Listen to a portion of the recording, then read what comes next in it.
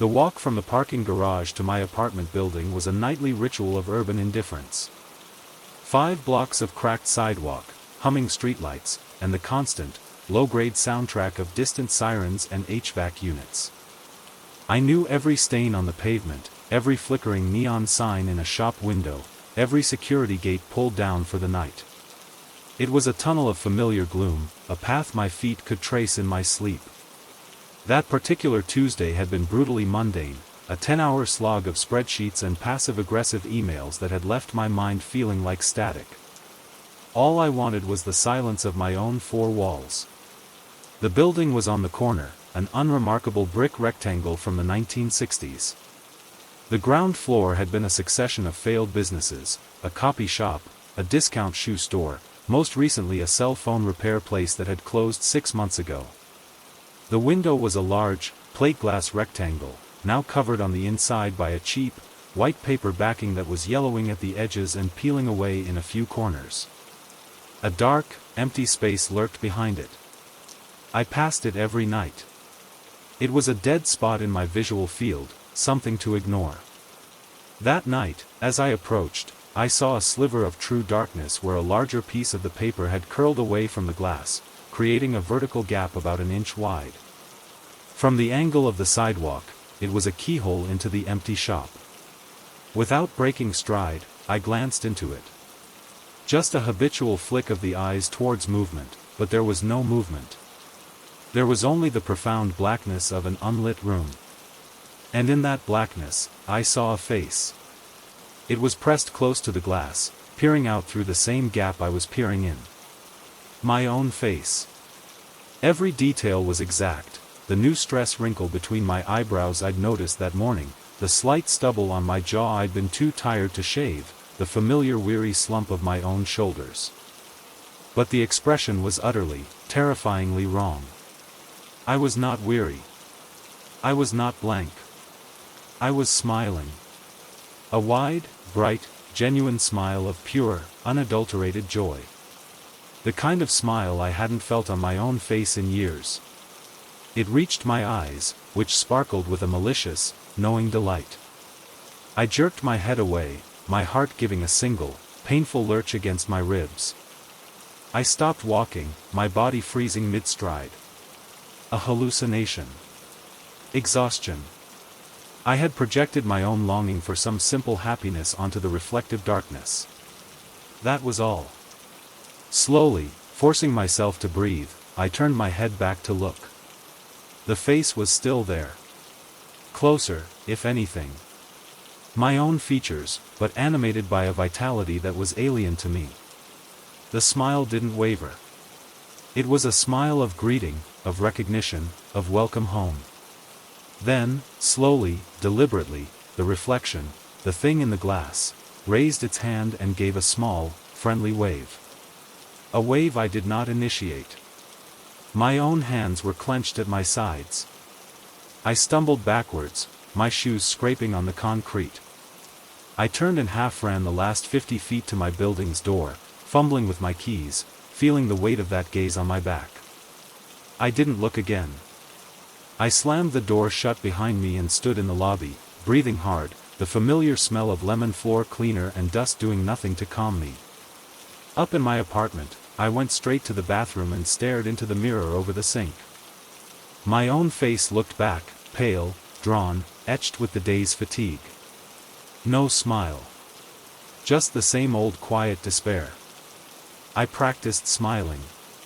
It looked like a grimace, a pulling of muscles without any soul behind it. Nothing like the radiant, awful joy in the darkened pain. I told myself it was a trick of light and shadow. A homeless person maybe, who resembled me, playing a cruel joke. But the precision was surgical. It was me. A version of me that was happy in the dark. The next night, I couldn't avoid it. I had to pass the window to get home. My whole body was tense as I approached. The paper gap was still there. I kept my eyes rigidly forward, fixed on my building's entrance. But at the last second, cowardice and curiosity twisted my head. I looked. He was there. Waiting.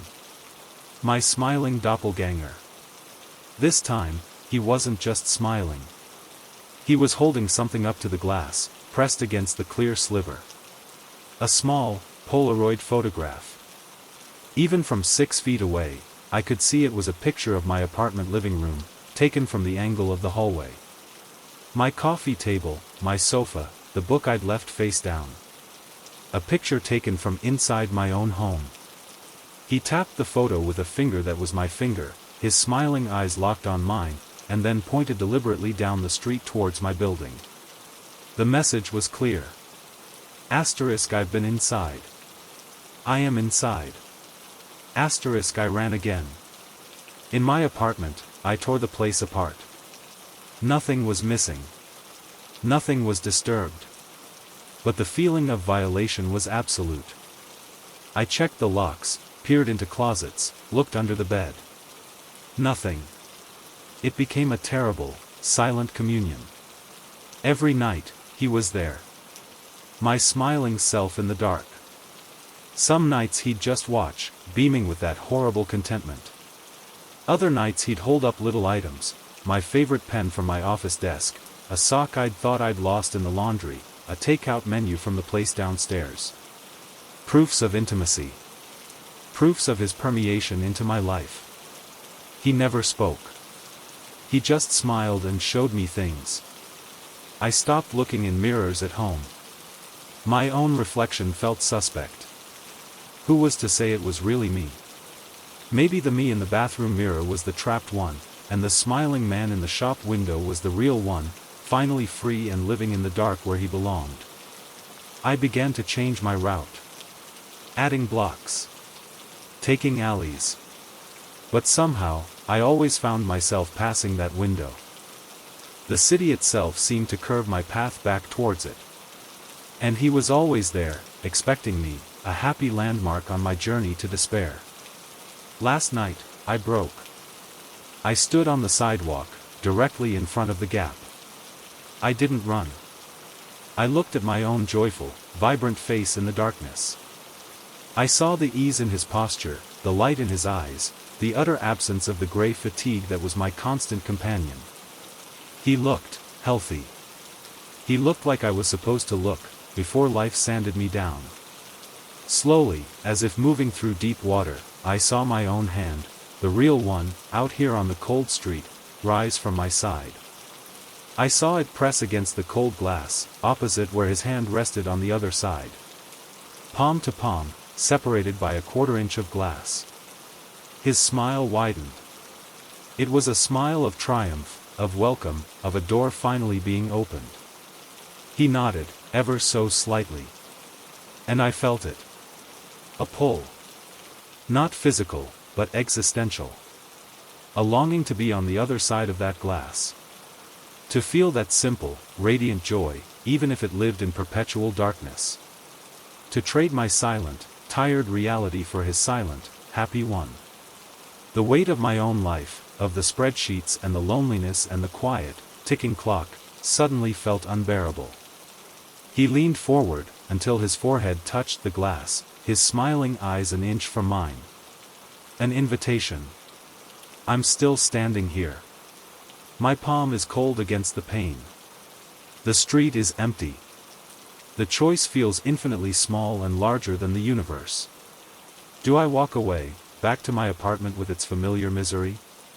Or do I wait here, until the glass dissolves, or until I figure out how to step through?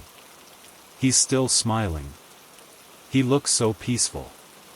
He looks like me, if I had ever gotten anything right. And I find myself, here in the cold, the corners of my own mouth beginning to ache, beginning to twitch upwards, trying to remember how to form the shape of his smile. It started with a headache, a persistent, drilling pain behind my right eye that made the world feel slightly out of sync. The optometrist said it was eye strain, prescribed drops, and told me to take a break from screens. So, on a gray, drizzly Saturday, I left my apartment and just walked. I had no destination, just a need for motion and the cool, damp air on my face.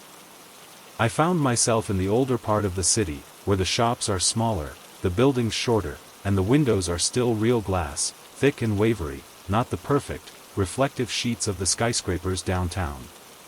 The drizzle intensified, and I ducked under a narrow green awning in front of an antique shop called Relics and Remainders.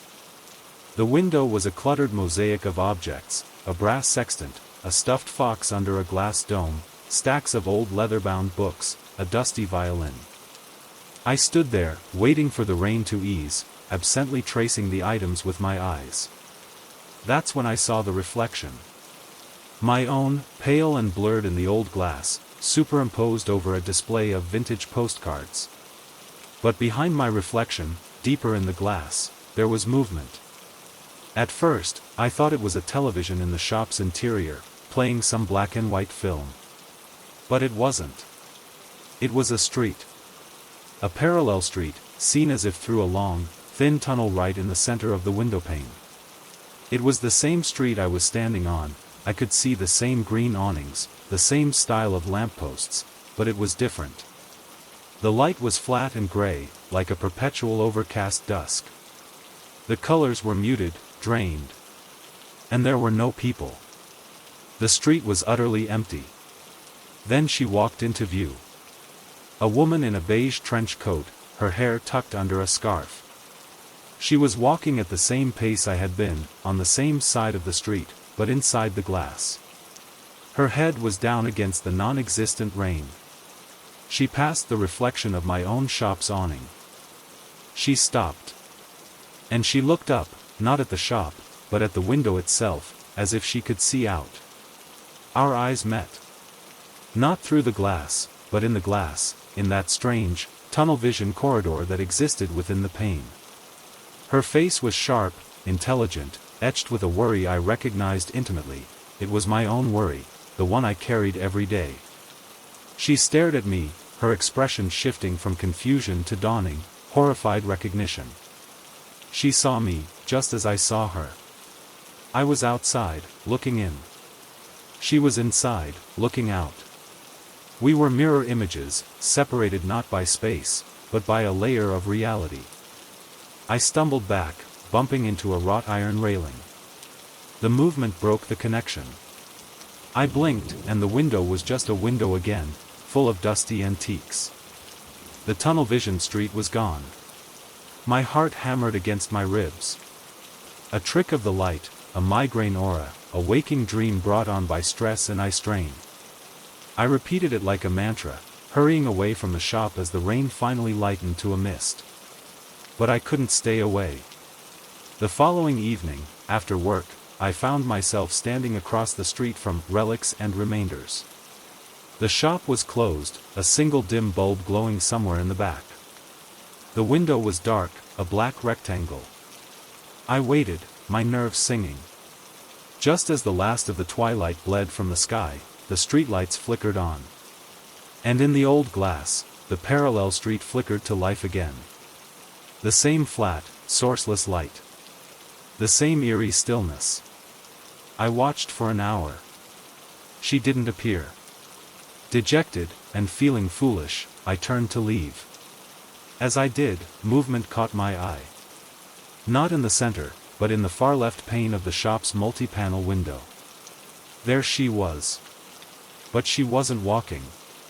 She was running. Her coat flapped behind her, her face a mask of pure terror. She was looking over her shoulder, at something I couldn't see in the depth of the glass world. She sprinted past the frame of that pane and into the next, her movement jump-cutting across the segmented window. I followed her progress across 4 panes of glass until she disappeared into the darkness of the 5th. She was being chased. In there. The next day, I called in sick. I brought a folding chair and a thermos of coffee and took up a post in a recessed doorway a few buildings down. I observed the window in fragments, through my phone's camera zoom, terrified of being seen by the shop owner or of locking eyes with her again. In the late afternoon, I saw her. She was standing still in the rightmost pane, facing out. She held up a piece of cardboard on which she had written in thick, black marker, "Don't let it see you see me." The blood drained from my face. I lowered my phone. Asterisk it? Asterisk what was it? Was it what was chasing her? I looked around my own street, suddenly paranoid. The passers-by seemed normal. A delivery guy, a woman with a stroller, a couple arguing. But what if one of them wasn't what they seemed? What if something could cross over? Our communication became a desperate, silent pantomime across the barrier of the glass. I used a notepad. She found scraps. I learned her name was Alina. She had been a grad student, studying urban geography. She told me she'd been examining a strange, distorted reflection in a puddle outside this very shop 3 months ago when the world had folded. She'd fallen through into the reflection, into this silent, drained copy of the street. It was a trap. A bubble. It looked like her world, but it was empty, and things moved in the peripheral darkness between the buildings. Things that hunted by noticing attention. They are drawn to observation, she wrote. Asterisk if you watch them, they know. If I watch you too long, they find me. You must be careful. Asterisk I asked how to get her out. Her reply was a single, shaky word, asterisk break. Asterisk I thought she meant break the glass. That night, I returned with a hammer wrapped in a towel. I stood before the window, my heart a drum in my throat. I looked at my own reflection, pale and terrified, overlaid on the dusty violins and books. I couldn't see her street. It was just a dark shop. I raised the hammer. A hand slapped against the inside of the glass, right in front of my face. I screamed, dropping the hammer on my foot. It was her. Alina. Her eyes were wide with panic. She shook her head violently, pointing not at the glass, but at me, then at my eyes, then at the darkness around me in my world. She mouthed the word, asterisk them. Asterisk I looked over my shoulder. The street was empty. But I felt a pressure, a silent, focused attention from the deep shadows of an alleyway across the road. Something was standing just out of sight, drawn by my intent, by my prolonged focus on the thin place between worlds. I left the hammer and ran. I haven't been back to the shop. I'm too afraid. Not just for me, but for her. My watching is a beacon. My attempts to help are a danger. But I can't stop thinking about her, walking that parallel, empty street, hiding from things that hunt by being seen. Last night, I looked at my own bathroom mirror. I stared into my own eyes, looking for that tunnel, that thin place. And for a second, just a second, I didn't see the towel rack behind me. I saw a different hallway, darker, longer. And something moved at the far end of it, something that stopped when my gaze focused. I turned on all the lights in my apartment and I haven't slept. I understand now what she meant by break. She didn't mean the glass. She meant the gaze. The act of observation that bridges the layers. I have to break my habit of looking. But it's so hard. Because she's in there. And I'm out here. And we are the only person each other has, trapped on opposite sides of a silent, watching world. And I know, eventually, the need to see her, to know she's still alive in that gray street, will overcome my fear. And I'll look again. And something, in both of our worlds, will be waiting. It was the silence of the new apartment that got to me first. After the constant, reassuring thrum of my old place above a bakery, this sleek downtown loft was a tomb of polished concrete and recessed lighting. The walls were bare, white, and the floor-to-ceiling windows on one side looked out over a glittering canyon of other, identical windows. It felt less like a home and more like a display case. The only thing that felt mine was an enormous, antique cheval mirror I'd inherited from my grandmother. It was ornate, heavy, with a frame of dark, carved wood and a beveled glass that had a slight smoky quality. I placed it in the bedroom, opposite the bed, because it was the only wall long enough to accommodate it. The first oddity was subtle. I'd be getting ready in the morning, tying my tie, and I'd catch a flash of movement in the mirror behind me.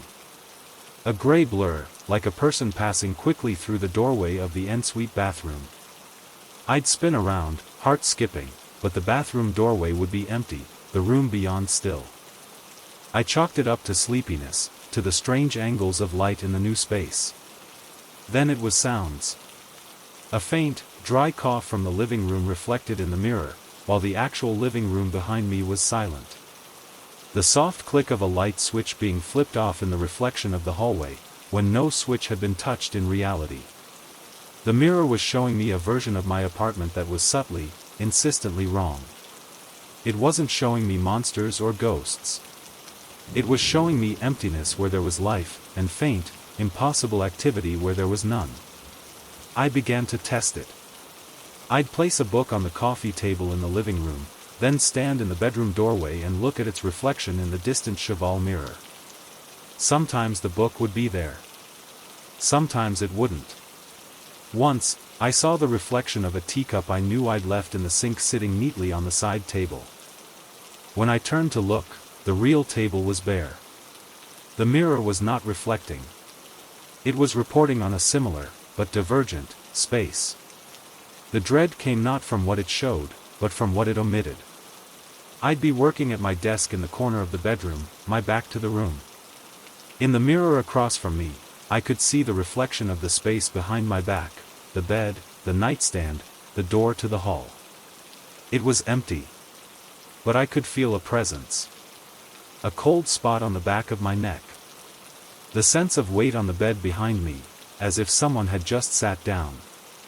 I'd hold my breath, my eyes locked on the mirror, waiting for the reflection to update, to show me the source of the feeling. It never did. The reflection showed a pristine, undisturbed room. The mirror was lying. One night, I broke. I had come home late, exhausted. As I passed the mirror on the way to the bathroom, I saw, in its smoky depths, the reflection of a man standing in the middle of my living room. He was turned away, looking out my real windows at the city. He wore my robe. His posture was my own weary slump. I froze, my blood turning to ice. I could see him perfectly in the mirror, but the living room behind me, which the mirror was supposedly reflecting, was dark and empty. I could feel the open space at my back, see the darkness in the peripheral vision of my real eyes. But in the glass, he stood, clear as day. I didn't turn around. A primal instinct, older than fear, told me that if I turned, if I looked with my real eyes at the space where his reflection was, something would solidify. The lie would become real. So I stared at his back in the mirror, and he, sensing my gaze, slowly began to turn his head. I squeezed my eyes shut. I didn't want to see his face. I didn't want to know if it was mine. I stood there in the dark, eyes clenched, for what felt like an hour, listening to the deafening silence of the apartment. When I finally dared to open them and look in the mirror, the reflection was normal. Just an empty living room. The feeling of a presence was gone. I threw a sheet over the mirror the next day. But it didn't help. Because I started seeing the discrepancies elsewhere. In the black screen of my turned-off television, I'd see the faint outline of someone sitting in my armchair, while the real chair was empty. In the kettle's polished steel, I'd see a distorted, moving shadow near my real feet. Any reflective surface became a potential window into that other apartment, the one that lived parallel to mine, the one where things happened that my real space ignored. The final horror was understanding the rule. The reflections were not wrong. They were selective. They showed a truth, but not my truth. They showed the apartment as a vessel, and they only revealed the occupants, when those occupants did not want to be seen by the flesh and blood resident. The reflections hid them. They were a shield for things that shared my space but existed on a slightly different frequency. When I felt the cold spot, the depression on the bed, the breath on my neck, the mirrors showed me nothing, because the things causing those sensations were actively hiding from my direct sight, and the mirrors, part of their world, complied. I am a ghost in my own home. I live in a space teeming with silent, invisible roommates, and every shiny surface conspires to keep their secret. I have covered all the mirrors, taped black paper over the glass in my pictures, draped cloth over every appliance with a gloss. I live in a cave of matte textures. But I can't cover the windows at night. When the city goes dark and my windows become black mirrors, I have to turn all my lights off to avoid seeing the reflection of the room behind me. I sit in the dark, back pressed to a wall, and I stare at the black glass. And sometimes, in the perfect, depthless black of the window, I see a different quality of dark. A shape. Moving. In the reflection of the room I know is empty. It's learning. It knows I'm afraid of the reflections. So now, it shows itself only in the absence of them. It stands in the perfect black mirror of the night window, where there is nothing to reflect but its own presence. It has realized that the ultimate hiding place is not in a false reflection, but in showing me the void where a reflection should be. And in that void, I am starting to see the outlines of what has been living with me all along. It has my shape. It is learning to wear my silence. And soon, I think, it will not need the mirrors to hide. It will simply step out of the void where the reflection failed, and into the space that, according to every shiny surface in this apartment, has always been empty. The silence of the old house was its main feature. After a decade in the city, where sound was a constant, textured blanket, the quiet here in the Vermont countryside was a physical presence. It wasn't empty, it was layered, the rustle of oak leaves against the clapboard, the groan of old timber cooling at night, the distant, lonely call of a whippoorwill. I'd bought the place as a retreat, a writer's cabin, a place to hear myself think. The previous owner, a reclusive elderly man, had died in a hospital 50 miles away, and the house had sat empty for 2 years. It smelled of pine sap, wood smoke ingrained in the beams, and the faint, clean scent of dust. The window in the upstairs study was what sold me. A large, westward-facing pane set into the thick fieldstone wall, with a deep, generous sill of warm, honey-colored pine. It was the perfect spot for a pot of herbs, for a cat to lounge, if I had one, for me to sit and stare at the endless green of the forested hills as I wrestled with sentences. The only oddity was that the window was sealed shut. Not painted over, but properly sealed with a bead of hard, clear silicone caulk running along the seam where the sash met the frame. The realtor said it was to keep out drafts, a common fix in old houses. I didn't mind. I liked the security of it, the permanence. The view was enough. The first week was idyllic. The silence was a balm.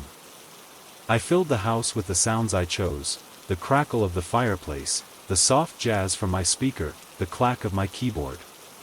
The sealed window in the study became my anchor. I'd run my fingers along the smooth, rubbery bead of caulk, a tactile reminder that the outside world was held at bay.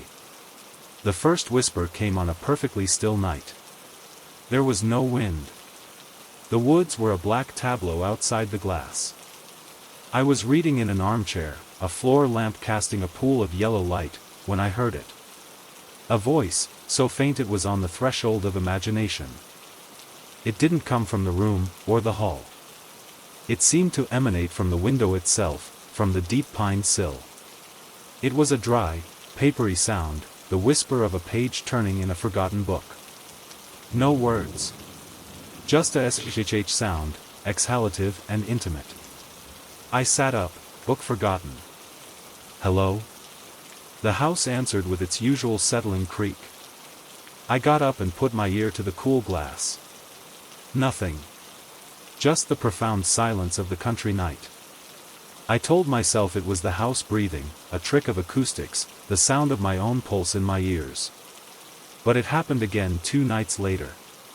This time, I was at my desk, struggling with a paragraph. The whisper was clearer. It had shape. A single, sibilant word, stay. It was not a plea. It was an observation. A statement of fact. Asterisk stay. Asterisk it came from the sill, from the seam where the wood met the stone, or perhaps from within the sealed gap of the window itself. I felt the word more than heard it, a vibration in the wood under my elbows. My skin prickled. This was no draft. This was a voice, old and tired, trapped in the architecture. I became an investigator of silence. I tapped the sill. It was solid. I examined the caulk with a magnifying glass. It was seamless, unbroken, at least a decade old. I spent a night in the study with all the lights off, a digital recorder on the sill. I got 7 hours of pristine, empty audio. Of course. The whispers didn't come every night. They came when the house was at its most quiet, when my own mind had finally stilled. They were never loud. They were echoes of sound that had soaked into the wood and stone, slowly bleeding back out. Cold, one night, a shiver of a word. He never, another time, the sentence trailing off into a sigh that fogged the glass for a second, from the inside. I learned the source, or I pieced it together. The previous owner, the recluse. He hadn't just lived here, he had dissolved into the house. His loneliness, his quiet routines, his unvoiced thoughts had permeated the porous materials. And this window, his window, sealed shut, had become a sounding board. It had absorbed his solitary whispers, his conversations with himself, the quiet utterances he made while staring at these same woods. The caulk wasn't to keep the draft out. It was to keep something in. To seal the silence he had created, a silence so complete it had become a reservoir for sound. Now I was here, filling the silence with my own different quiet. And the house, like a tape recorder played in reverse, was whispering his stored solitude back into the void I had created. The most terrifying whisper came last week. I had finally managed to immerse myself in my work, the outside world faded. The room was silent. Then, from the sill, clear as a bell, in a voice that was neither mine nor distinctly old, but a hybrid of both, it spoke. Asterisk, what are you writing? Asterisk, it was a casual question. Curious. The kind you'd ask a friend.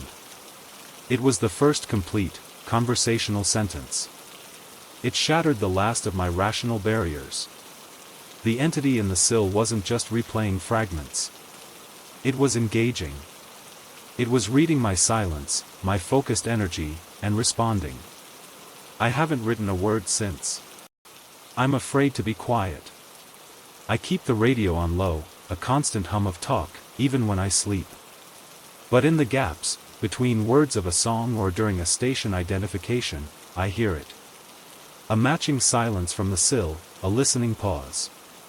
And then, sometimes, a soft, wet, cracking sound, like old caulk drying and splitting. I examine the seal every morning. It's intact. The sound is coming from behind it, from within the sealed space. Last night, I dreamed I was the old man. I sat at the window, my breath fogging the glass, and I whispered my life into the wood grain, every regret, every lonely thought, sealing it all in with a final, deliberate bead of caulk. I woke with the taste of dust and pine sap in my mouth. I know what's happening. The house is a symbiote. It fed on his quiet for decades. Now it's feeding on mine. And the sealed sill is the mouth. It's whispering his stored loneliness to me, and in the perfect quiet of my listening, it is learning to whisper back. Soon, I won't need the radio. The whispers will form sentences, then conversations. I'll have a companion in my solitude, a voice from the sealed woodwork, keeping me company. And the final, terrible symmetry is this: the more I listen, the more I will, without ever meaning to, whisper back. I'll speak my own loneliness into the silence, and the house will absorb it, store it in its bones, and one day, for the next quiet occupant, the sill will whisper my words into their peace, and the cycle will continue. A perfect, closed loop of solitude, echoing forever in the sealed heart of this silent, listening house. The silence of the old house was its main feature. After a decade in the city, where sound was a constant, textured blanket, the quiet here in the Vermont countryside was a physical presence. It wasn't empty, it was layered, the rustle of oak leaves against the clapboard, the groan of old timber cooling at night, the distant, lonely call of a whippoorwill. I'd bought the place as a retreat, a writer's cabin, a place to hear myself think. The previous owner, a reclusive elderly man, had died in a hospital 50 miles away, and the house had sat empty for 2 years. It smelled of pine sap, wood smoke ingrained in the beams, and the faint, clean scent of dust. The window in the upstairs study was what sold me. A large, westward-facing pane set into the thick fieldstone wall, with a deep, generous sill of warm, honey-colored pine. It was the perfect spot for a pot of herbs, for a cat to lounge, if I had one, for me to sit and stare at the endless green of the forested hills as I wrestled with sentences. The only oddity was that the window was sealed shut. Not painted over, but properly sealed with a bead of hard, clear silicone caulk running along the seam where the sash met the frame. The realtor said it was to keep out drafts, a common fix in old houses. I didn't mind. I liked the security of it, the permanence. The view was enough. The first week was idyllic. The silence was a balm. I filled the house with the sounds I chose, the crackle of the fireplace, the soft jazz from my speaker, the clack of my keyboard. The sealed window in the study became my anchor. I'd run my fingers along the smooth, rubbery bead of caulk, a tactile reminder that the outside world was held at bay. The first whisper came on a perfectly still night. There was no wind. The woods were a black tableau outside the glass. I was reading in an armchair, a floor lamp casting a pool of yellow light, when I heard it. A voice, so faint it was on the threshold of imagination. There was no glass in front of her. She was standing in the middle of the street. She simply tapped the empty space in front of her chest, about where a window would be if one were there. The sound that followed was not a single tap. It was a symphony of them. A rattling, chattering cascade of glass. Every window on the block, my own, the Jeffersons, Mrs. Henderson's, the Johnsons down on the corner, all shuddered in their frames at once. Storm doors vibrated. The pendant light over my kitchen table swayed, its crystals tinkling. It was as if a localized, silent shockwave had emanated from her fingertip and struck every pane of glass on the street simultaneously. My breath fogged the cold window in front of me. She lowered her arm. She did not look to see the effect. She simply turned, with that same unnerving stiffness, and walked back into the shadow between the trees. She was gone. The silence that followed was deeper, charged. Across the street, the Jeffersons' porch light flicked on, then off. A defensive signal. I saw old Mr. Johnson on the corner peering out his door, his silhouette frail against the light behind him. The block was awake now, and terrified, but no one came outside. Nothing happened for the rest of the night. I didn't sleep. I sat by the window, watching. The street returned to its normal stillness, but it felt like a held breath. The next morning, there were no cracks in any windows. No evidence at all. I saw Sally Jefferson getting into her car. We made eye contact. Her face was pale, tight. She gave the tiniest, almost imperceptible shake of her head, a warning, or a plea for silence, before quickly looking away and driving off. That evening, as dusk gathered, we all waited. You could feel it. Lights came on earlier than usual. Blinds were drawn tight. The normal sounds of kids playing before dinner were absent. The street was a stage being prepared for a performance no one wanted to see. At 8:47 p.m., she returned. She didn't emerge from the trees. She was just there, standing in the same spot under the streetlight. The same dress, the same posture. This time, she didn't hesitate. She raised her arm and tapped the air once, sharply. Again, the windows rattled. A collective, metallic chattering of 100 panes of glass trembling in fear. But this time, something else happened. On the house 2 down from mine, the old Victorian where the reclusive professor lived, a small, decorative stained glass panel in the front door, cracked. A single, jagged line split the image of a rose right down the middle. The sound of the crack was a high, sickening ping that cut through the lower rattle. She lowered her arm. And then, for the first time, she moved her head. She looked directly at the cracked stained glass. A slow, satisfied tilt. Then she was gone, vanishing into the deepening shadows between the houses. The block was breaking. Not the houses, but the will inside them. The next day, the professor had a handyman out to replace the panel with a plain, frosted glass. No one discussed it. We passed each other while checking mail or taking out trash with downcast eyes, prisoners sharing a yard, unwilling to speak of the warden. She came the third night. And the fourth. Each time, the single tap. Each time, the windows rattled, a little more violently. On the fourth night, 3 more windows developed hairline fractures, a bay window on the Jeffersons' house, the side light by my own front door, the big picture window in the Henderson living room. The cracks were subtle, but they were there. Evidence of strain. I started researching. Old newspapers at the library. The street was called Elmview Terrace, built in the 1950s on what was once the edge of town. I found one obscure article from 1972. A brief mention of a dispute over a property line. A woman, a widow who lived in a cottage where the oak trees now stand, had refused to sell her land to the developer.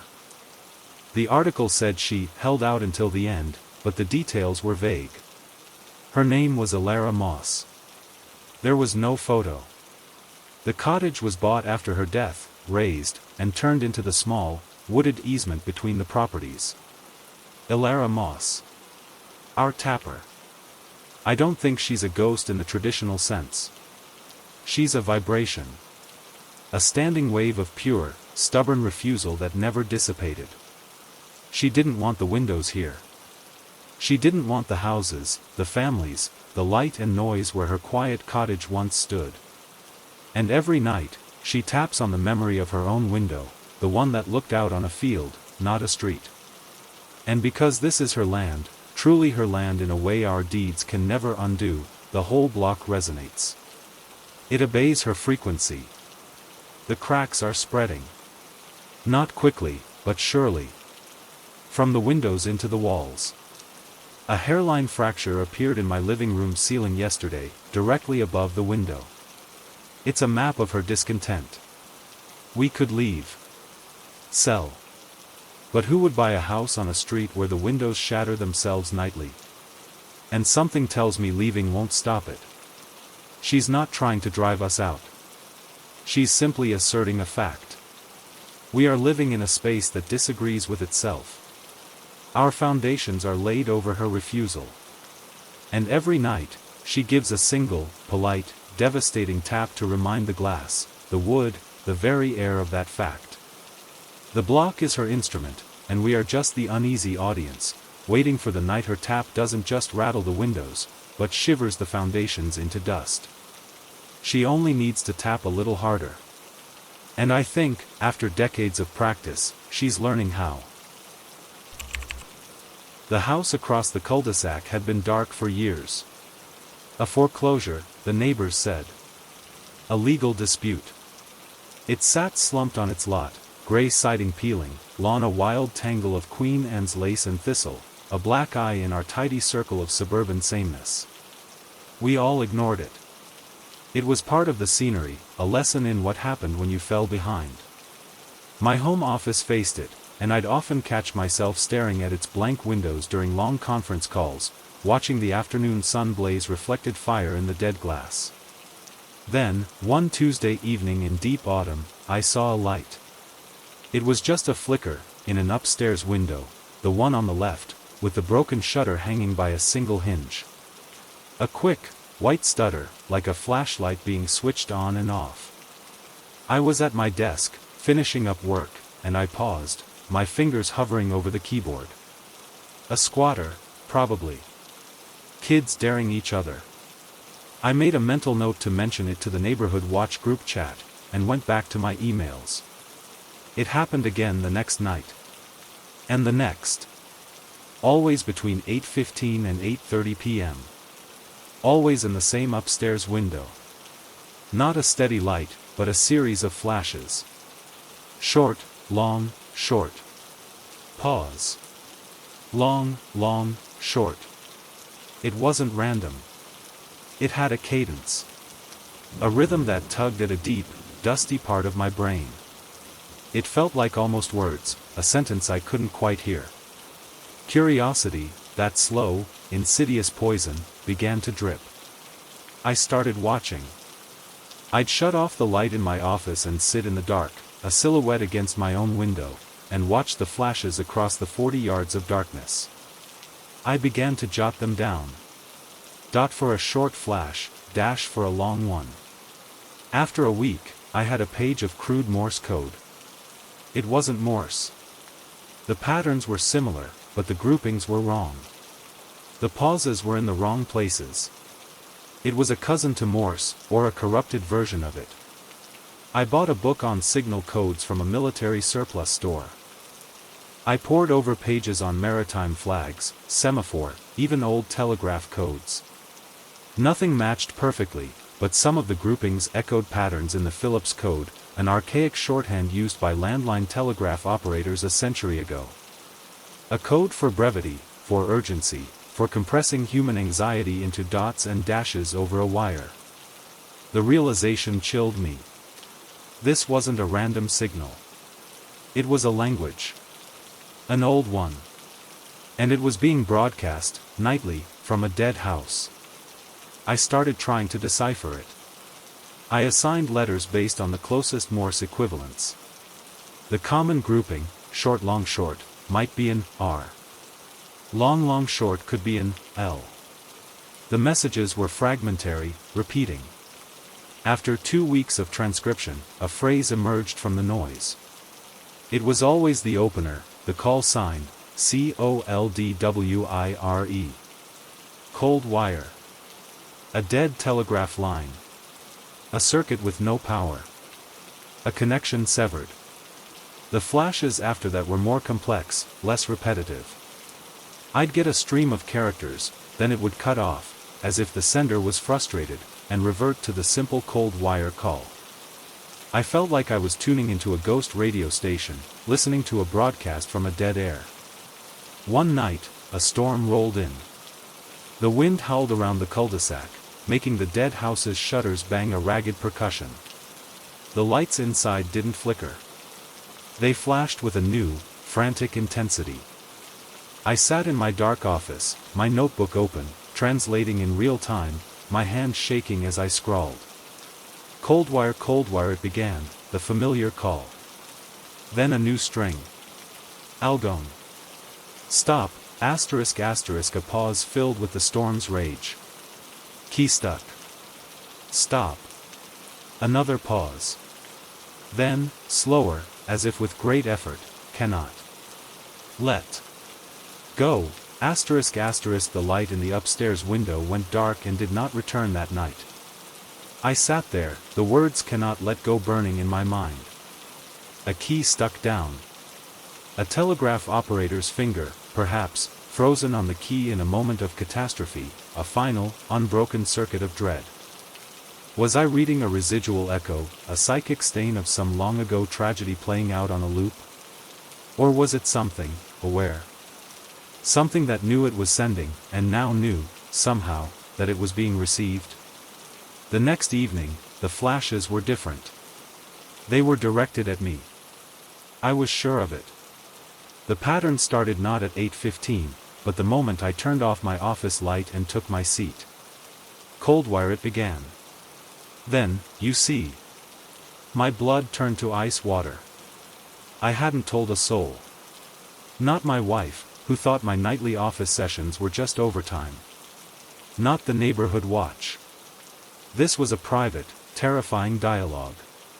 I did something stupid. I did something inevitable. I went to the hardware store and bought a heavy-duty flashlight. That night, after the UC transmission, I went to my own bedroom window, which had a clearer view of the dead house's upper floor. I pointed the flashlight, took a deep breath, and flashed back. In shaky, amateur Morse, I sent, "Who are you?" The response was instantaneous. The light in the dead house blazed to life, not in flashes, but a solid, terrifying beam aimed directly at my window. It held for a count of 3, blinding me. Then it fell dark. A moment later, the flashes resumed, frantic, faster than I could write. Not who. Stop, asterisk asterisk it flashed. What? Stop, asterisk asterisk the line holds. Stop, asterisk asterisk the key is down. Stop, asterisk asterisk the charge stays. Stop, asterisk asterisk and then, a final, agonized string that I understood immediately, a perfect, terrible Morse code anyone would know, SOS. It wasn't a call for rescue. It was a description of state. It was It was saying, asterisk I am a distress signal. I am the stuck key. I am the endless, looping cry for help that never reached its destination. Asterisk the light went out. It has not come back on. But the house isn't quiet. Now, when the street is silent, I can hear it. A faint, persistent buzz, like a fly trapped in glass, or the sound of a live wire lying in wet grass. It hums through the foundations of our homes. My wife complains of a new tinnitus. The neighbor's dog whines at night for no reason. I know what it is. It's the cold wire. The circuit is still closed. The charge is still there, the trapped signal, the endless SOS that has found a new medium. It's no longer just light. It's sound. It's vibration. It's seeping into the walls, the water pipes, the bones of the cul-de-sac. I sit in my dark office, watching the dead, black window. I don't need to see the flashes anymore.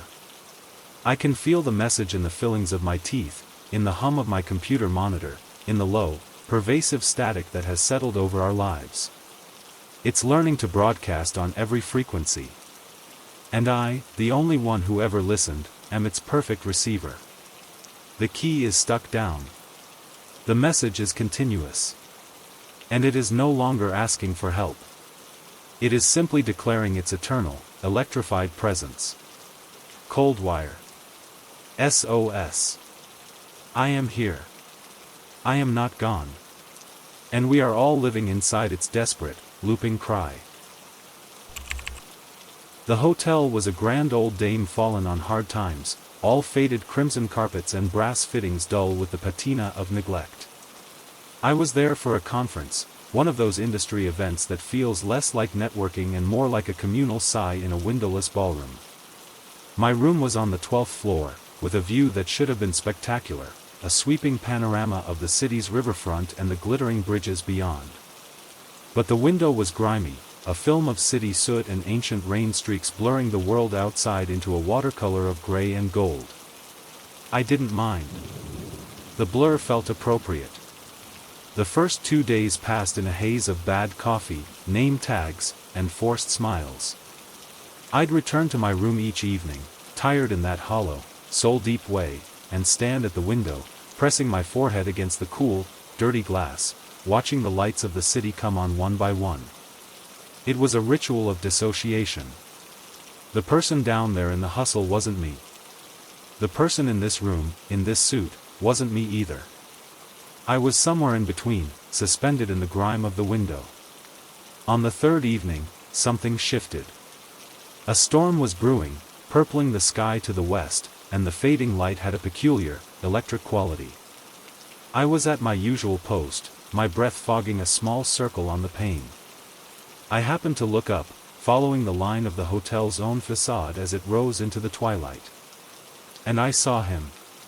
In a window 5 floors directly above mine, on the 17th floor, a figure stood at the glass. The room behind him was dark, making him a silhouette. But the posture was unmistakable. The slight hunch of the shoulders, the way the head was tilted just so, the hands braced on either side of the frame. It was my posture. The exact stance I was in at that very moment. A mirror image, 5 stories up. A jolt, like a static shock, went through me. A hotel employee, perhaps, or another guest with similar weary habits. But as I stared, the figure raised a hand and rubbed at the glass with a sleeve, clearing a spot to look out, just as I had done minutes earlier. The mimicry was precise, intimate. The storm light flashed, a silent burst of white that illuminated the city for a split second. In that flash, I saw his face. It was mine. Not a resemblance. It was me. A younger me. Me from 10 years ago, maybe. The face was fuller, less lined around the eyes, but the eyes themselves held the same quiet bewilderment, the same searching look I knew from old photographs from a time I thought was happier, but in retrospect, was just differently lost. He was looking down. Not at the city, but at my window. At me. Our eyes met across the 5-story void. His expression wasn't one of shock or recognition. It was one of pity. A deep, sorrowful pity, as if he were looking at a wounded animal he couldn't help. I stumbled back from the window, my heart hammering. This was impossible.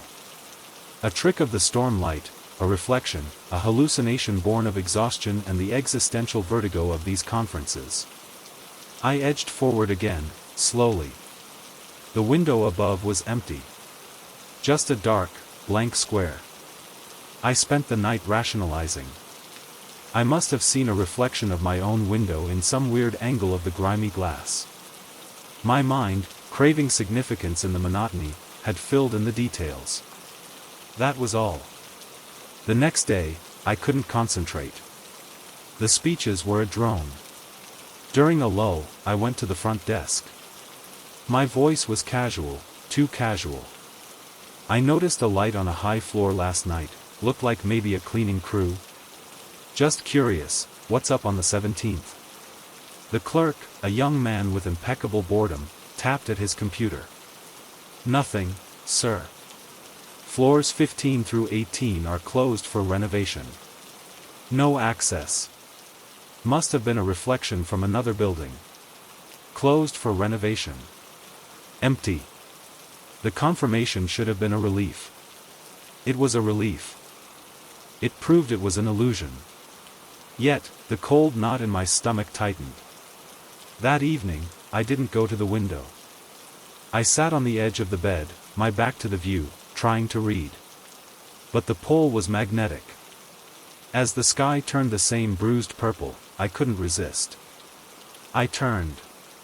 He was there again. In the same window. Not a silhouette this time. The storm had passed, leaving a clear, indigo dusk. A faint light, maybe from a hallway slipping under a door, illuminated his side. It was definitely me. Younger. He wore a jacket I remembered owning, a dark corduroy one I'd loved and eventually donated. He was staring down, not with pity now, but with a fierce, urgent intensity. He raised his hand and placed it flat against the glass, his eyes locked on mine. A memory, violent and unbidden, tore through me. A specific night, a decade ago. I'd been in a hotel in a different city, for a different conference. I'd stood at a window, feeling utterly adrift, my future a terrifying blank. I'd placed my hand on the glass just like that, as if I could push through into some other, better version of my life. The despair of that moment, the sheer, unvarnished loneliness, flooded back with nauseating force. He wasn't a ghost. He was a memory. A psychic fossil, trapped in the atmosphere of that long-ago hotel room, and somehow, through a kink in time or a fold in my own perception, I was seeing it here, now, projected onto this empty window 5 floors up. I lifted my own hand, mirroring his. The glass was cold. His face crumpled. Not in sadness, but in a kind of frustrated grief. His mouth moved, shaping words I couldn't hear. Don't, he seemed to be saying. Asterisk, don't come here. Don't become this. Asterisk, I understand now. The hotel isn't a place. It's a lens. It focuses the loneliness of its transient inhabitants, amplifies it, and stores the echoes. I wasn't seeing a ghost of my past self. I was seeing the emotional imprint of that specific despair, given form by my own present, identical despair. They were resonating across the years, a harmonic of misery, and the hotel was the chamber that made it visible. He's there every night now. I've stopped trying to look away. We hold our silent vigil together, my present and my past, separated by 5 stories of empty, renovated space and 10 years of choices that somehow led me right back to the same feeling. Sometimes he just looks sad. Sometimes he looks angry. Once, he shook his head slowly, turned, and walked back into the darkness of his empty room, a gesture of surrender so complete it broke me. I check out tomorrow. The conference is over. But I know it won't end.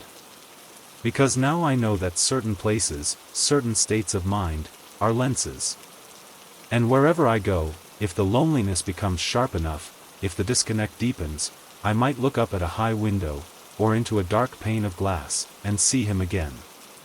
My younger, lost self, forever trapped in the moment of his own despair, a warning I failed to understand, staring down at the man I was always going to become. We are the same. We are always the same. And the hotel, in its silent, grimy way, is just holding up the mirror. The diner was a relic, a chroman vinyl time capsule on a stretch of highway that progress had forgotten. I was passing through, nothing more, a ghost in my own car with a map on the passenger seat and a numb emptiness where my destination should have been. The sky was the color of worn slate, threatening a snow that hadn't yet decided to fall. I needed coffee, something to burn away the miles behind my eyes. The sign, Elise all night, buzzed with a faulty transformer, the B in Elise dark, making it red Lise, which felt oddly appropriate for a place out of joint. Inside, it was warm in the way only such places are, a thick, greasy warmth that smelled of fried onions, stale coffee, and pine-scented disinfectant. I took a booth by the window, the vinyl cracking under me. The only other customer was an old man 3 booths down, methodically working through a meatloaf plate, his movements slow as tectonic plates. A waitress moved behind the counter, her back to me, refilling napkin dispensers. The window beside me looked out onto the empty 2-lane highway and the dark, skeletal trees beyond. I was stirring a 3rd packet of sugar into my bitter coffee when I saw her. Outside, standing in the gravel lot, just at the edge of the light spilling from the diner's sign. A woman in a thin, pale blue dress, no coat, her arms wrapped around herself. Her hair was dark and lank, plastered to her cheeks by a wind I couldn't feel inside. She was staring directly at me. A chill, separate from the diner's heat, traced my spine. She was too still. Her face was a pale oval of distress. She wasn't hitchhiking. She wasn't waiting for a bus. She was just, standing there, looking in at me. Our eyes locked. Her expression was one of pure, undiluted urgency. She raised a hand, fingers splayed, and pressed it against the outside of the glass. Then she mouthed words. Deliberately, slowly, shaping each syllable with a desperate clarity. Don't. Stay. Here. Asterisk. I read her lips perfectly. The message was as clear as if she'd whispered it in my ear. My grip on the coffee mug tightened. I glanced towards the counter. The waitress was still turned away. The old man was focused on his gravy. I looked back at the woman, giving a slight, confused shake of my head. Asterisk what? Asterisk. Her eyes widened. She mouthed it again, more frantic now. Asterisk. Don't stay. Leave now. Asterisk. Then she pointed. Not at me. Past me, into the depths of the diner. She was pointing towards the kitchen doors, the dark passage behind the counter. A logical part of my brain, the part that had been driving for 8 hours, sputtered. A mentally ill woman. A prank. Something from the nearby town, harmless but strange. I should tell the waitress. I turned in my seat, raising a hand to get her attention. When I looked back, the woman was gone. The patch of gravel where she'd stood was empty. Just the buzzing sign and the dark trees swaying. "See something interesting?" The voice made me jump. The waitress was at my table, holding a glass coffee pot. She was older than I'd thought, with a tired, kind face and hair a improbable shade of red. Her name tag read Marge. There was a woman outside. In a blue dress. No coat. She looked, I trailed off, feeling foolish. Marge's smile didn't reach her eyes. They were the flat, gray blue of a winter lake. Out there? In this? Honey, you're seeing things. Only woman out tonight is me, and I'm smart enough to stay inside. She topped off my coffee without asking. Storm's comin'. Radio says it's gonna be a mean one. Roads'll be glue in an hour. You'd be smart to find a motel. Her tone was friendly, but the words felt like stones dropped into a well. Asterisk, don't stay here. Leave now. Asterisk, I think I'll just finish this and push on, I said, my voice sounding thin. Suit yourself, Marge said, her smile still fixed. But the coffee's on the house. You look like you need it. She walked back to the counter, her shoes squeaking on the linoleum. I took a sip. It was scalding hot and tasted different. Richer, almost smoky. I set it down, my nerves buzzing. I needed to leave. Now. I reached for my wallet. That's when I felt it. A deep, unnatural drowsiness, descending like a velvet blanket. It wasn't fatigue. It was a chemical plunge. My limbs grew heavy. My thoughts turned to syrup. The world softened at the edges. Asterisk the coffee. Asterisk panic tried to flare, but it was smothered by the overwhelming, cozy weight. My head nodded forward. I fought to keep my eyes open, turning my heavy head towards the window, my last tether to the outside. The woman was back. She was right outside the glass, her face pressed close, her eyes wide with terror. She was screaming now, pounding silently on the pane with both fists. I could see the violent puff of her breath frosting the glass with each silent cry.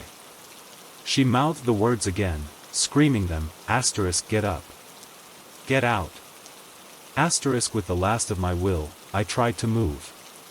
My body was cement.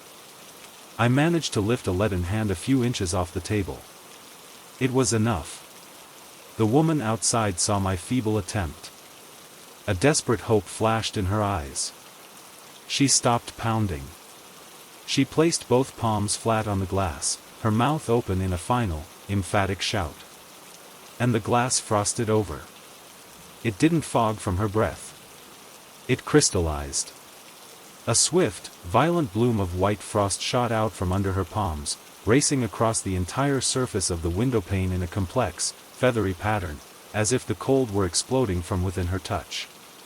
In a second, the view was obliterated, replaced by an opaque, icy cataract. The last thing I saw was the terror in her eyes, magnified and distorted through the suddenly frozen lattice, before even that was hidden by the thickening ice. The drowsiness won. My head hit the cracked vinyl of the tabletop.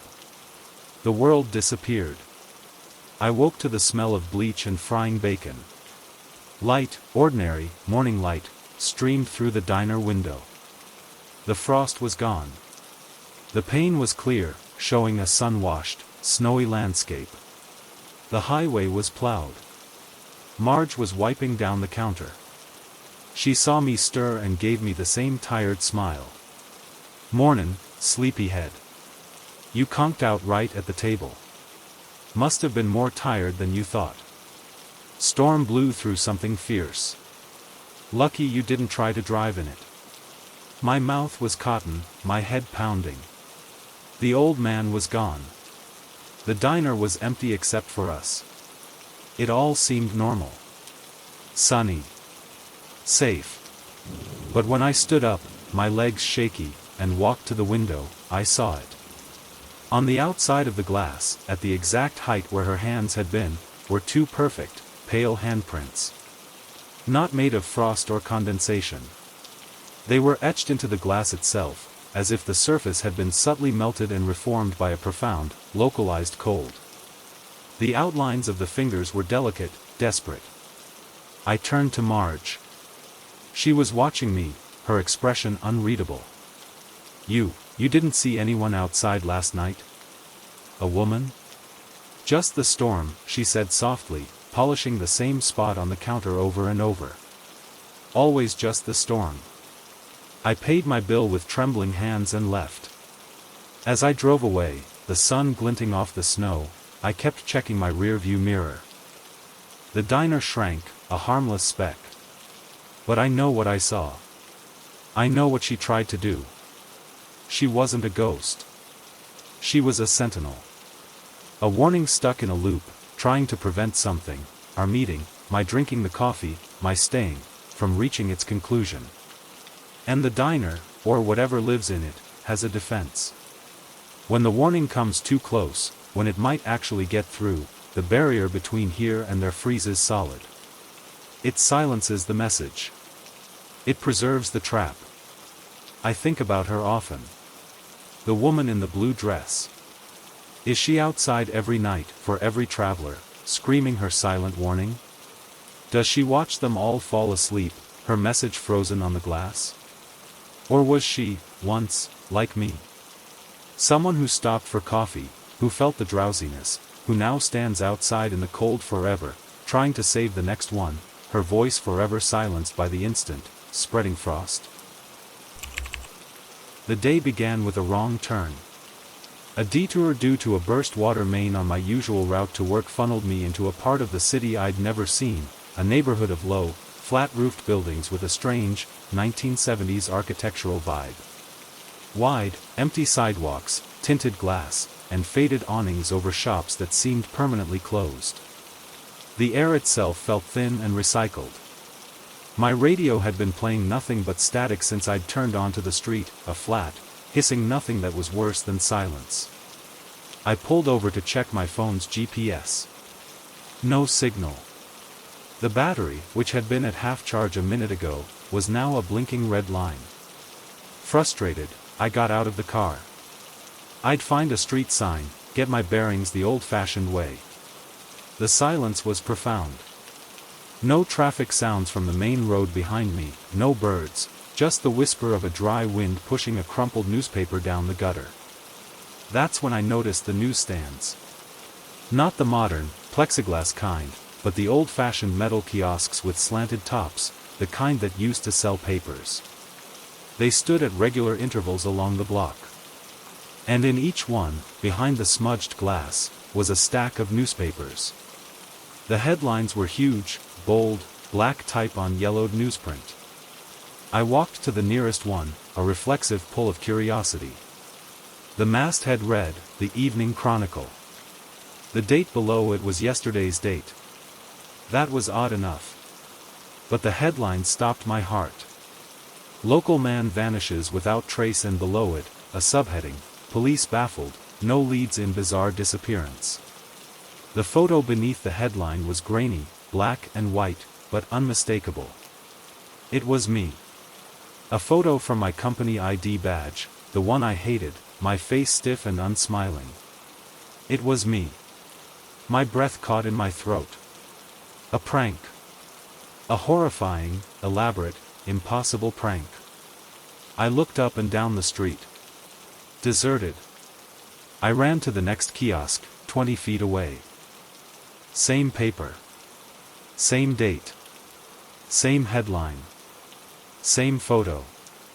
The text of the article was too small to read from outside the glass, but I could see my name in the lead paragraph. Authorities are searching for David Kern, 34, who failed to return home from work last night. A cold, liquid fear poured into my stomach. I backed away from the kiosk, my eyes darting to the storefronts. They weren't empty.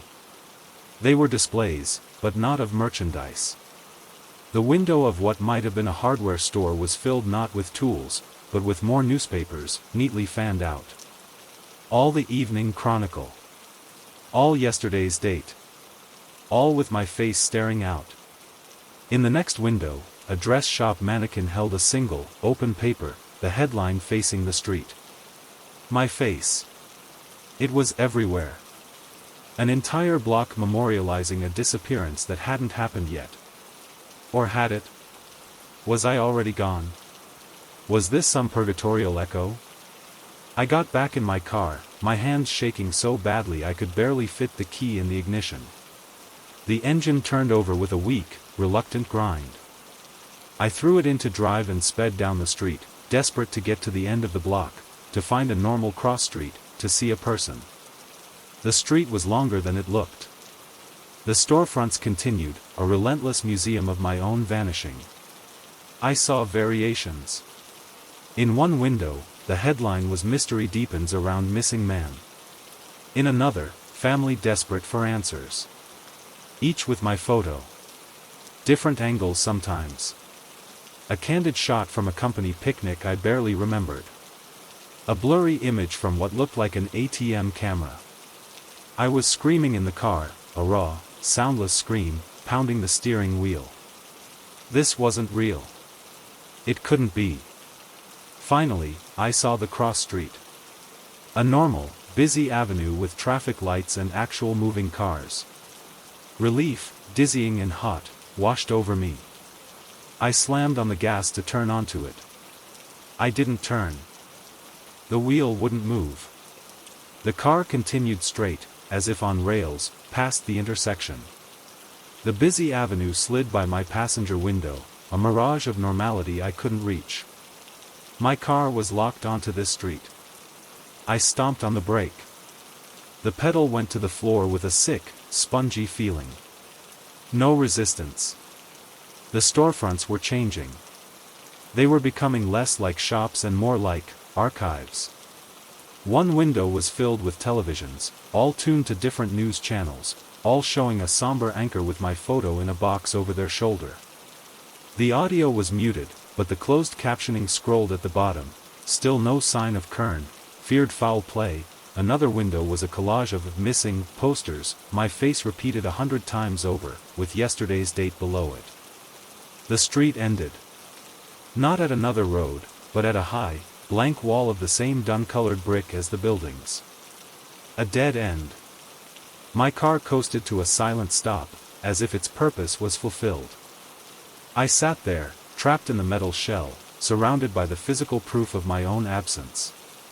The silence was absolute again. The wind had died.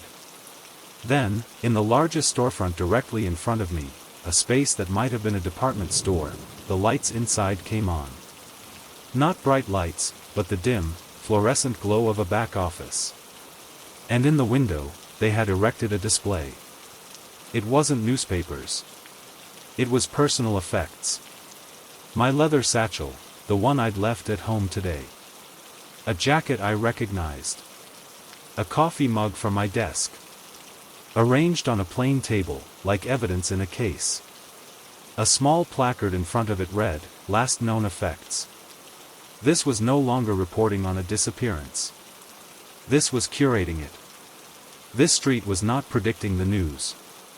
It was consuming the event, digesting it, and displaying the artifacts. My life was being turned into a static exhibit before it was even over. I don't know how long I sat there. Time had no meaning in this gallery of my own erasure. Eventually, like a machine powering down, the lights in the display window went off.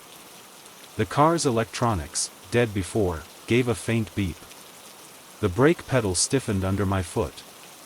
I reversed slowly, then turned the wheel. It moved. I drove back down the street, past the kiosks and windows shouting my non-existence. I didn't look at them. I stared straight ahead, tears of terror and rage cutting hot lines down my face. When I reached the intersection where I'd entered, I turned. This time, the car obeyed. I merged into traffic on a normal street, surrounded by people who had no idea. My phone buzzed to life, full signal, half battery. The radio found a pop station. I drove straight home. I called no one. I reported nothing. What would I say? That was a week ago. I haven't gone back to that part of the city. But the world feels different. I see newspapers in bins, and I flinch. I pass a TV in a bar, and I expect to see my face. The real news feels flimsy, temporary. I have the unbearable sense that I am living on borrowed time, in the thin space between the event and its reporting. That street is out there, waiting. It has prepared my disappearance. It has written the articles, designed the displays. It is a finished product in search of its subject. And one day, maybe tomorrow, maybe next year, I will take another wrong turn, or I won't. But the exhibit is ready. The headlines are printed. And somewhere, in a quiet part of the city no one visits, a storefront window is waiting, its lights off, its display table empty, patiently expecting the final piece of evidence to arrive, me. It began as a headache, a low, insistent thrumming behind my eyes that made light feel like an intrusion. I'd taken a rare day off, a concession to a flu that wasn't quite bad enough to be interesting, just enough to make the world feel like a poorly tuned radio. I spent the morning in the dim of my living room, curtains drawn, but by afternoon a claustrophobic itch drove me outside for a walk. The autumn air was crisp, a relief against my fever-warm skin. My neighborhood, usually a backdrop of comfortable familiarity, felt subtly off. The angles of the houses seemed sharper, the shadows between them deeper, as if drawn in ink. I was walking past the old Victorian on the corner, the one with the turret and the stained glass transom, when the first pain caught me. It was a side window, a tall, narrow sheet of glass reflecting the iron-gray sky. In its surface, I didn't see the sky. I saw the interior of a room, a parlor with dark wallpaper and a single, empty armchair by a dead fireplace. It was a perfect, silent diorama.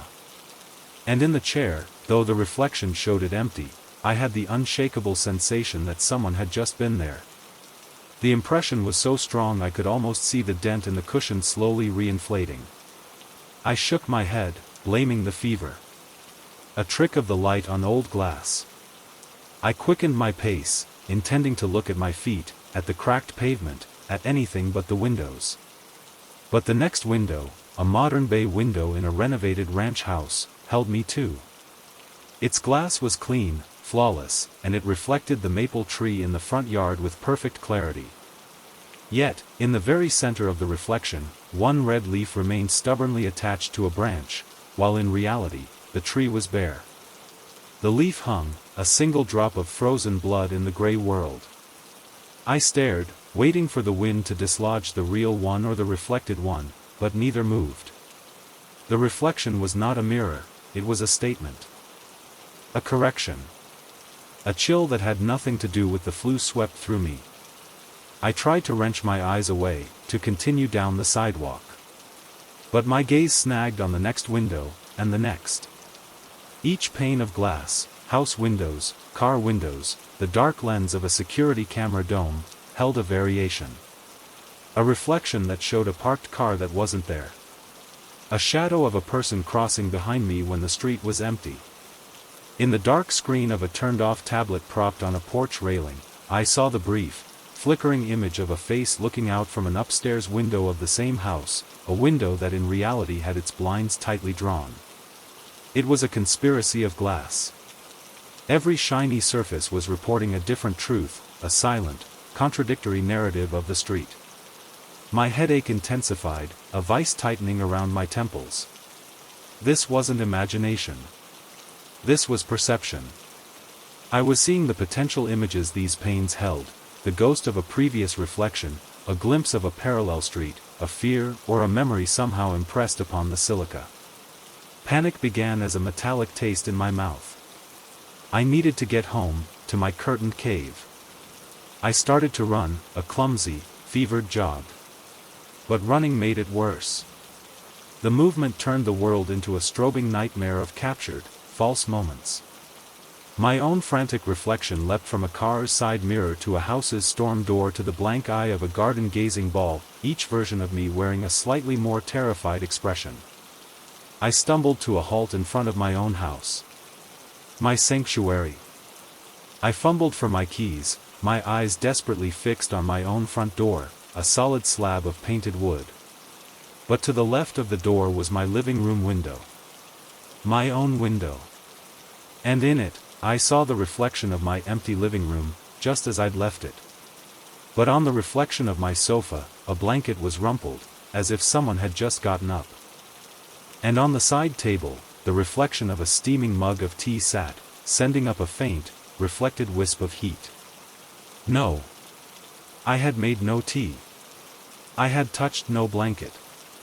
I unlocked the door and burst inside, slamming it shut behind me. The living room was exactly as I'd left it, blanket neatly folded, side table bare. I let out a shuddering sob of relief and sank against the door. But the house was full of glass. The television screen, black and dead, became a dark pool in the dim room. And in it, I saw the reflection of the hallway behind me. In the reflection, a figure stood at the far end, near the kitchen, just a silhouette. I froze. I didn't want to turn. If I turned, the real hallway might be empty, and that would be worse, because it would mean the reflection was choosing to show me something. I squeezed my eyes shut. I couldn't live like this. I was a prisoner of every pane, every sheen, every polished surface. My own home was a hall of mirrors showing me a world that wasn't, but perhaps could be, or had been. I kept my eyes closed and felt my way to the bathroom, the one room with no windows. I turned on the light. The medicine cabinet mirror awaited me. I couldn't avoid it. I needed aspirin, water. I took a deep breath and opened my eyes. My own face looked back, pale and sweat-sheened, eyes wide with panic. Normal. Just me. For a second, relief bloomed. Then, in the mirror, over my own reflected shoulder, the shower curtain behind me, a plain, white vinyl curtain, stirred. Not from a draft. It bulged, as if someone was standing very close behind it, on the other side of the fabric.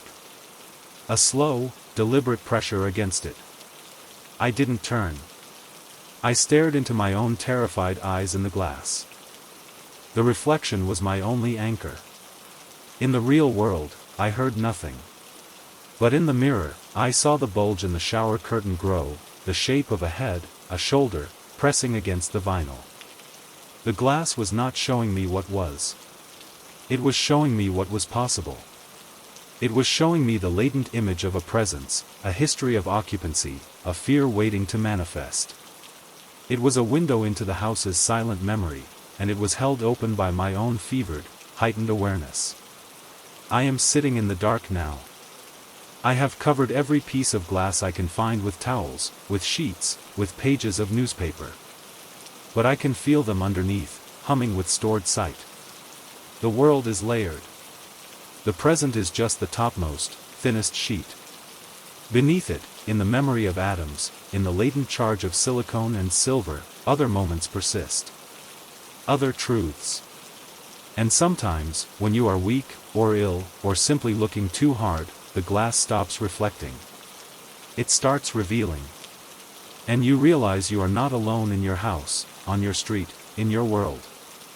You are surrounded by the echoes of what could have been, what almost was, and what might still be, all held in perfect, silent suspension, waiting for a gaze like yours to give them weight. I dare not look at the black screen of this laptop as I type. I can feel it, a rectangular pool of potential images, waiting to show me what is sitting behind me in the dark room. My gaze is a key. And every pane of glass in the world is a lock, just waiting to be turned.